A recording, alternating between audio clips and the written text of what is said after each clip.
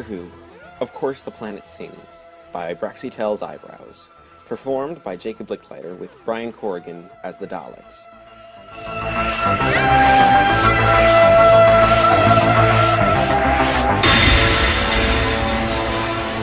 Dorothy McShane was fighting for her life, surrounded by a Dalek fleet with little to no chance of survival, and she loved every moment of it. The laser fire, the explosions, the high stakes. For Ace, there was nothing more exhilarating. "Exterminate the humanoid female!" exclaimed the Dalek commander. "Exterminate! Exterminate!" Dozens of shots were fired in Ace's direction, but she dodged them with ease. The Daleks might be deadly, but they could hardly be considered as smart. For someone familiar with their antics, they were very predictable. "Exterminate this, Scuzzbreath!" Ace shouted as she fired a blast straight at the commander's eye stalk. The creature inside the metallic shell emitted a brief, blood-curdling scream before combusting entirely. "The female has committed treason. One Dalek cried out. She must be exterminated."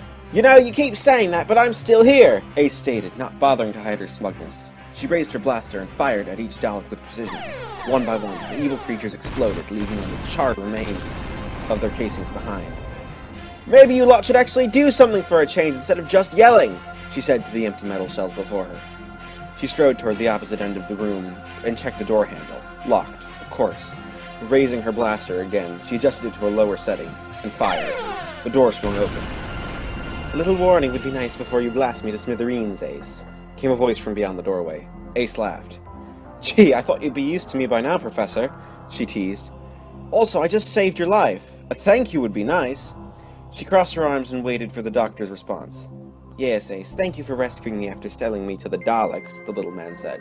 Ace cringed. "I didn't know you'd be handed over to the Daleks. And anyways, I didn't sell you. I put you up as a bet. Thought I'd win. Those Draconians sure don't mess around when it comes to poker," she responded. The doctor put his arm around her shoulder. "Yes, well, you did the right thing in the end, so I say we let bygones be bygones." The doctor looked around expectantly. "Ace, why isn't Bernice with you?" "She had some stuff to deal with. An ex-boyfriend of hers was causing trouble on some distant planet, and she felt it was her responsibility to take him down. You know how Benny is," Ace said, almost too casually for the doctor's tastes. "Yes, I rather do. As for us, I think we should get back to the TARDIS. There's something I have wanted to show you before I was so rudely bet away." The TARDIS interior glowed brightly, as if welcoming home some old friends. The doctor walked over to the console, with Ace following suit. "Ace, you must promise never to tell anyone what I'm about to show you. Not even Bernice. Do I have your word?" The doctor asked solemnly. Ace nodded. "You've got my word, Professor," she replied. With that, the doctor pressed various buttons and tugged on multiple levers before letting out a sigh. "You know I'd never do anything to harm you, don't you, Ace?" the doctor asked, sounding awfully pained. "Professor, what's going on?" Ace asked. "Are you okay?" Before the doctor could answer, the TARDIS lurched violently forward, sending its two passengers across the console room. "Oi, talk about your rough landings!" she shouted as she propped herself back up. The doctor jumped up and regained his balance. "The TARDIS isn't used to being pushed like this, I'm afraid," he said. "Then again, neither am I." "Professor, you're scaring me," Ace stated. "What are we here for? No, scratch that. Where are we?" She waited for a response, but it didn't come. The doctor didn't say a word. He just stood still, as stiff as a statue. Slowly, he raised his arm and pointed to the door. Ace cast aside better judgment and swung the door open. "Are you coming, Professor?" she asked. There was no reply. There was no sign that he even heard her. He was still practically frozen, with his cold blue eyes staring blankly ahead of him. "Talk about creepy," Ace said to herself. As she stepped outside, the first thing she noticed was the ground was shimmering. The second thing she noticed was that she was surrounded by a fog-like substance. She could only see a few feet in front of her, despite the shimmer on the ground. Moving forward blindly, Ace kept going straight for an immeasurable amount of time before finally seeing something. A small structure made from a dirt-like material stood before her, which was odd. Not the fact that it was there exactly, but the fact that, like the ground, the dirt had a shimmer about it. Not being one for subtlety, Ace knew what she had to do next. "Hey!" she shouted. "Is anyone there?" She stood there for a moment, before deciding that enough was enough. She was going in. Ace headed toward the first door of the structure and reached for the handle, before being interrupted. "Wouldn't do that if I were you," came a mellow voice from behind her. Turning around, Ace found herself face to face with a rather odd-looking man. Dressed from head to toe in shimmering golden robes and a face that looked rather menacing, Ace thought he looked like something out of a 50s sci-fi film. Just why not, Tinkerbell? Ace asked threateningly. The man let out a nervous chuckle. You see, Ace, that's where things get a little tricky, he responded. Ace looked him straight in the eye. You know my name, she said. I would be scared, but I've seen so much stuff out there that you don't even make me flinch. The man again chuckled nervously in response. I don't want to make you flinch. I want to tell you why you're here, if you don't mind, he said. Ace motioned for him to go on. My name's Relyn, and you were here because I jacked into the mind of the Time Lord you travel with. I know, shame on me, but I needed help, and I didn't know how else to get it. He brushed his hand nervously through his red hair. You mean to tell me you were why the professor was acting all loony? Ace asked. Relyn nodded. Well, that's a relief, she sighed. And here I was thinking he's finally gone off his rocker. I only did it because I had to, Relyn said again. Ace snickered. Slow down, pal, I don't believe you. If I didn't, we wouldn't be talking right now. Relyn let another nervous laugh escape him. Thanks, I appreciate it, I really do, the nervous man began. However, I'm afraid I need to ask you for more than I've already taken. Ace felt herself getting irritated with this bumbling buffoon. What do you want? She asked, careful to keep her temper in check. Maybe we should go to my place and sit down. It's going to take a while to explain, Relyn replied. It turned out that Relyn's place was another small structure, similar to the one they had just been standing beside, but it was built of a sort of shimmering lumber instead of dirt. The sitting room was furnished with a few small chairs and a table. Ace and Relyn sat at opposite ends of the table, and she listened intently as he told her why he had dragged her to this empty world. I don't remember my childhood, Relyn began. My earliest memory is as a fully grown man, waking up here and just accepting it. I don't know why or how I got here, but at the time I didn't care. As time went by, I began to enjoy my life. I belonged alone. That much I was sure. Anyway, one of my favorite things to do was to get up early each morning and listen to the planet sing. The planet sings? Ace asked skeptically. Of course the planet sings. You've seen the glow here, haven't you? The planet is singing and it wants you to hear its song. Relyn paused for a moment. Sorry if I got off track. Anyway, the point I was trying to make is I was content with my life. At least it wasn't until the Time Lords came. There were 3 of them, circled around me as I lay in my bed, and I woke up to them talking and told myself that it was only but a bad dream. It wasn't, of course. They told me I was a great hero to their people and they wanted me back. I refused to return with them, and they told me that if I ever changed my mind, all I had to do was establish a psychic link with one of their kind, and the rest is fairly recent history.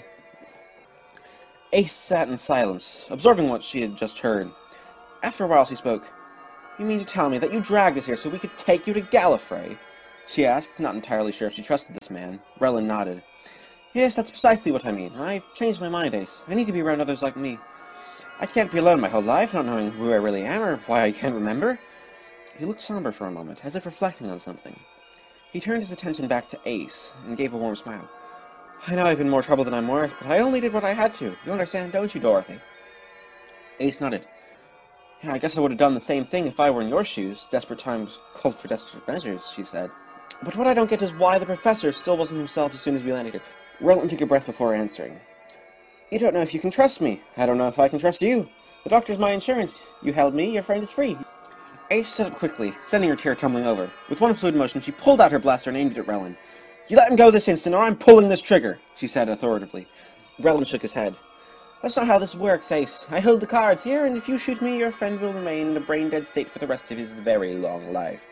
Just put the weapon down and take me to your TARDIS, he said smoothly. Ace growled. Doesn't like you're giving me a chance, she said as she sheathed her blaster. After walking for what felt like hours, the two of them passed by the dirt structure. Now Ace thought about it, something about the structure's shimmer seemed off, artificial even. Hey, Relyn, she said, why exactly couldn't I go in there? Relyn took a deep breath. I guess it's no use keeping it from you any longer.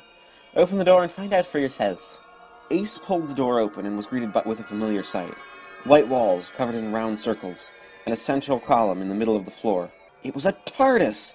But something was wrong. There was no bright light. This TARDIS was dead. A sudden realization ran through Ace's mind. Wait a minute, you have a TARDIS, which means the story you told me before was bogus! You knew all along that you were a Time Lord, she shouted. Relyn chuckled. Very good, Ace. Nothing gets past you, he said with mock praise. Ace took a step back. If you have a dead TARDIS, that means you've been exiled, and if you're exiled, that means you're a criminal. Everything you told me was a lie, Ace stated. Relyn shook his head. Not everything. The Time Lords did wipe my mind as part of my sentence. Little did they know that my memory would come creeping back. I know more than enough to know that I have to go back to Gallifrey and exact my revenge, he snarled. But now, dear Ace, I'm afraid we must part ways.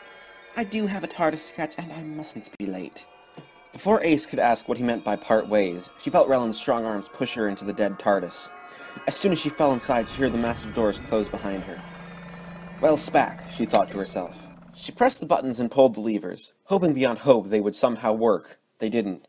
This hunk of junk had lost its connection to the Eye of Harmony long ago, rendering it useless. Ace felt herself overcome with emotion, which for her was uncommon.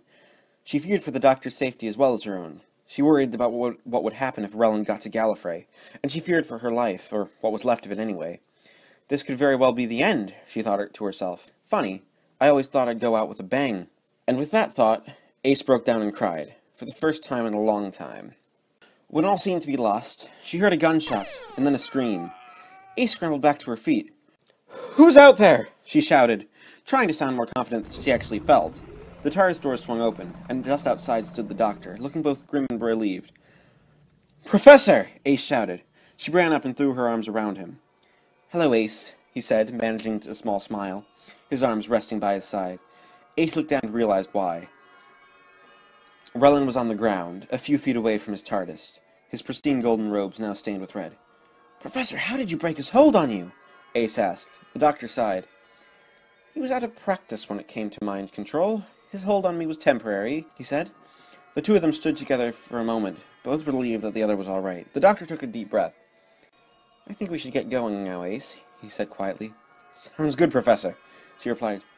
"Do you think we can go to another planet that sings?" "The planet sings?" "Of course the planet sings.